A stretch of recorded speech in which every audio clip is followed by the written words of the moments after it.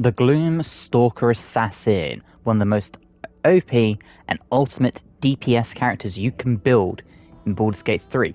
This is my personal Gloomstalker Assassin build, along with the items I use, why I use them, combat tutorial, and a level by level guide.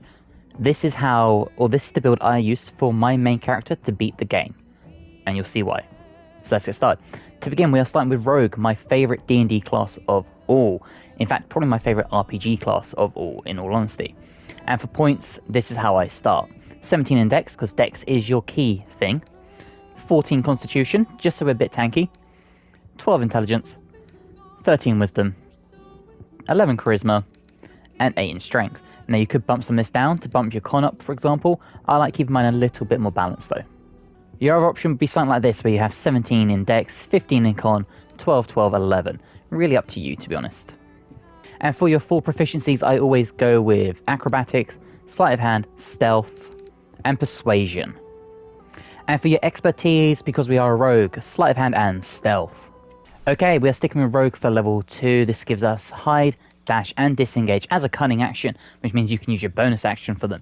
This allows you to dance around the battlefield, as I always say in most of my builds, because that is one thing I'm very passionate about. I feel like the best type of rogue or DPS character is one that can get in and get out, and hit multiple targets all at once. Okay, at Rogue level 3, we go into our Assassin. Now, this gives us Assassinate Initiative. You're the deadliest amongst unprepared enemies. In combat, you have advantage on attack rolls against a creature that hasn't taken a turn yet. We have Ambush. Any successful attack roll against a surprised creature is a critical hit. And we have Electricity. Quick as an alley cat in a rain dark city. You immediately restore your action and bonus action at the start of combat. And we stick with the Rogue for level 4. This allows us to take the Mobile feat. This is again a feat I take on nearly every character I have. It allows you to not only ignore difficult terrain when you dash, it improves your movement speed, and you don't provoke opportunity attacks against enemies you hit. It's at level 5 that we dip over to the Ranger. Now, here you can really take anything you want. I go with Bounty Hunter. You gain proficiency in Investigation, and creatures you hit with an Ensnaring Strike have disadvantage on their saving throw. I think that's really good for just keeping people stuck, and especially if you can keep them stuck near a fighter or a barbarian and they just get hit as hard as they can. You can really just take down these enemies quickly. And then I would take Wasteland Wanderer, either cold, fire, or poison, depending on how your party composition is. If you have a wizard or someone that uses a lot of poison spells, or cloud kill, that sort of thing, take this. If you use someone that has a lot of fire attacks, this is the way to go. It really depends on how your party composition is. We get one more skill proficiency, and this time we are going to go with Perception. We are sticking with the Ranger for level 2. Now this gives us new spells and a passive. So for the spells, I would always take Hail of Thorns and Ensnaring Strike. I think these are two of the best Ranger spells at early level. The other one obviously being Hunter's Mark. I like Hunter's Mark. I have a personal problem where I forget to cast it. If you can remember to cast Hunter's Mark, the extra die of damage is phenomenal. This should be what you take. And we want our fighting style to be 2-weapon fighting. When you make a melee attack with your offhand weapon, you can add your ability modifier to the damage of the attack roll. At Ranger level 3, this is where we get to pick our specialization. At this point, I would take Hunter's Mark or one of the attacks and the spell attacks that we didn't take last time. And we go with Gloomstalker. Now, Gloomstalker is phenomenal. It's basically an assassin ranger, but Dread Ambusher is insane. +3 to initiative. On your first turn of combat, your movement speed increases by 3 meters, and you can make an attack that deals an additional 1d8 damage. So you basically get a free attack on your first turn with a higher initiative and more damage output. And because I play a human, Superior Dark Vision is phenomenal. It's such a lifesaver. We stick with Ranger for level 4 to get a new feat. Now, I personally here would take Dual Wielder. You can use 2-weapon fighting even if your weapons aren't light, and you gain a +1 bonus to armor class while wielding a melee weapon in each hand. This makes you so much more durable. Your option, you could take an ASI, depending on what equipment you have. That's a very doable thing, but I like Dual Wielder personally. And from here on out, we take it all the way to Rogue, so you'll be Rogue level 8 by the end of this. At level 5 we gain Uncanny Dodge. Use your lightning quick reflexes to protect yourself. When an attack hits you, you only take half the usual damage. Rogue level 6 we just get a health increase, nothing special. We can pick another expertise though, so in this case we are taking Insight, because I love Insight. And at Rogue level 7 we get Evasion. Your agility lets you dodge out the way of certain spells. When a spell or effect will deal half damage on a successful dexterity saving throw, it deals no damage if you succeed and half damage if you fail. This is really good for just not getting hit with those massive AoE attacks. Now I like going Rogue 8 just to get an extra feat. You could go Ranger level 5 to get an extra attack. It really depends on what you want to do here. Misty Step as well is also very, very nice. But for me personally, Rogue level 8. And this would be where you bump up one of your stats. So I would personally do this, but again, it's going to depend on what equipment and items you have. But I think bumping your dex up to +4, your con up to +3 is the best way to go here. But again, I can't stress enough, this will depend on what items you have equipped. Okay, so that is our level by level guide setup. Now this is the equipment I used at the end game, just stuff for you to look into. So the Devoration Cloak. When you poison a foe, heal yourself for 1d4 hit points. This is really good because I usually coat my short swords in some sort of poison. Every time you hit them, you heal for a small die of damage, which isn't a lot, but if you're only getting little tiny bits of damage, this can be the perfect way to keep topping yourself up. Evasive shoes, so armor class +1 and acrobatics +1, so we're just boosting our armor class more and more and more. I use medium armor, so breastplate +2. We take 1 less piercing damage, which doesn't sound like a lot, but again, 1 less piercing damage plus the 1 die of healing per enemy you hit with poison, and you can really just keep staying in the pocket and dealing extra damage without having to run away. We also gain a +1 to dexterity saving throws and checks. The Stalker gloves gain a +1 bonus to initiative rolls, so again our initiative is even more higher. It's such an incredible plus addition to our die. And your sneak attack deals an additional 1 to 4 force damage. So again, that's extra damage on our sneak attack, and our sneak attack we will probably use every turn, as long as you have yourself set up for it. Ring of Truthfulness, again, this ties into our proficiency. You gain advantage on insight checks. Not only do we have a +7, we have an advantage when it comes to it. I use the Crusher's Ring, so another +3 to movement. This ties in well with Mobile and Dread Ambusher.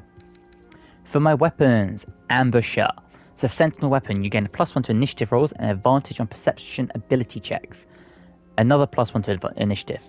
This allows you in combat to deal an additional 1 to 6 necrotic damage against creatures that haven't taken a turn yet. And because our initiative is so high, because we have Dread Ambusher, and we have Sneak Attack, and we have an offhand attack, you can do an additional 3 dice of damage per hit on round 1. The Sword of Life Stealing. On a critical hit, the target takes an extra 10 necrotic damage, as long as it isn't a construct or an undead, so any humanoids really. You also gain an additional 10 temporary hit points. So again, 10 hit points for hitting a critical hit is amazing. I cannot stress enough how good this is. If you really wanted to, you could get rid of something like Dual Wielder and throw in Savage Attacker to really make sure you have a higher chance of getting that critical hit. But these two swords paired together, I stand by them. They are so good. And for the bow, because I do like having the option to use a bow or my swords, we use the Darkfire bow. So we gain resistance to fire and cold damage, and we learn haste. All in all, this gives us an attack bonus of 10. So, such an insane plus to our attack. We have an armor class of 20 for a rogue. We get 16 from our armor, +2 from our dex, +1 from our shoes, and +1 from Dual Wielder. Incredible. Our initiative is +9. An insane amount. Just an insane amount of initiative and making sure we go first per combat. So now that we've done that, let's go pick a fight and I'll show you how I use my build. Okay, so here is our combat. This is the round 1, and as you can see, we are first, as you'd expect. Now, the order I always do this is Sneak Attack, Dread Ambusher, Offhand. Reason being is when I first played the game, if you used your Dread Ambusher first, it sometimes wouldn't let you use your main attack. So I don't know if it was bugged or glitched or if it's patched, but this is just how I do it for reasons that I know it works this way. So we start with our Sneak Attack. And as you can see, we just did 26, 29 damage to that one enemy. Because we have mobile, we can now step away from them. And we could come over here, do Dread Ambusher on the gentleman here. And again, because we have mobile and we do not trigger opportunity attacks on enemies we have hit, we can then leave him again and come back over here to stab this one. Obviously this is tight quarters, but if you aren't this close to your enemies and you just want to like jump from one enemy to another attacking, very viable because you will not get hit. And you see we just took 4 damage, 10 damage over 2 hits and a miss. That's how good our AC is, as well as things like evasion. You can really just stand in the middle and you just will not get hit with much. And if you do get hit with much, you have a very good chance of healing yourself. Now again, because of the bow, like I said, we have access to haste.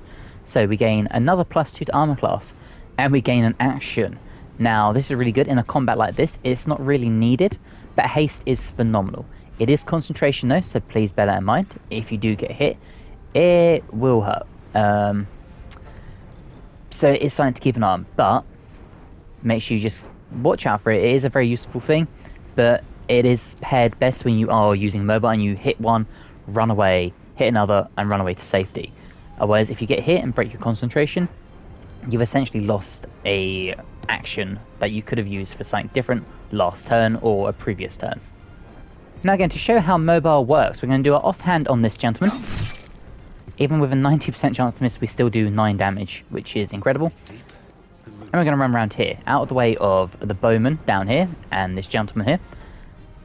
And we have an option to hit this one. Now, we unfortunately have disadvantage, because of weak grip at the moment, but it still allows us to come in here and smash him with our main hand for 8 damage.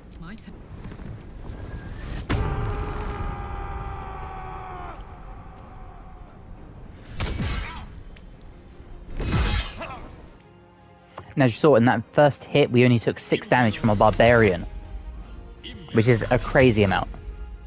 Now, because the orc here is next to an ally, it gives us advantage on the attack because it's classed as flanking. And advantage means sneak attack. And there you go. No need to stay dead. We still have access to our offhand. Now, unfortunately, we are stuck. Actually, are we? No, we're not.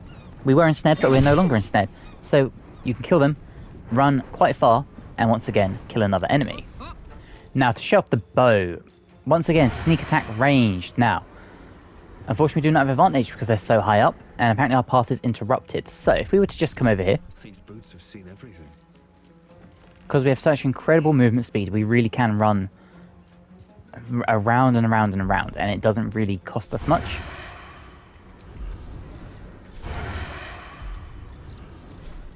And then we can use our bow, and you'll see just how much damage our bow does compared to our swords. It's only 12, so it's not quite as much as you would hope for, but it does give you the option of being able to use a bow, as opposed to just being a melee character, which is what is so perfect about this. And Sneak Attack and Dread Ambusher work with both melee weapons and ranged weapons, so please bear that in mind. And once again, they're in a flanking position, so we can come up here and hit another massive sneak attack. 22 damage, and he's dead. And that's how easy this build is. It's high DPS, it's high healing, it's taking out or doing as much damage as you can on round 1 of a combat to really weaken the enemies. So if there's an enemy you see that you want to take out by the end of the turn, or by the end of the round, sorry, and you've got your Dread Ambusher, your sneak attack from having such a high initiative and going first, and an offhand attack, coupled with all your necrotic damage, your poison damage, your healing, that sort of stuff, you can really take out a big enemy super early on into a fight, making the rest of the fight really easy. I hope you've enjoyed this guide. If you have, let me know what you thought about it down below in the comments. If you're new and not subscribed but you'd like to, that'd be amazing as well. And hopefully, I'll see you in the next one. Bye guys.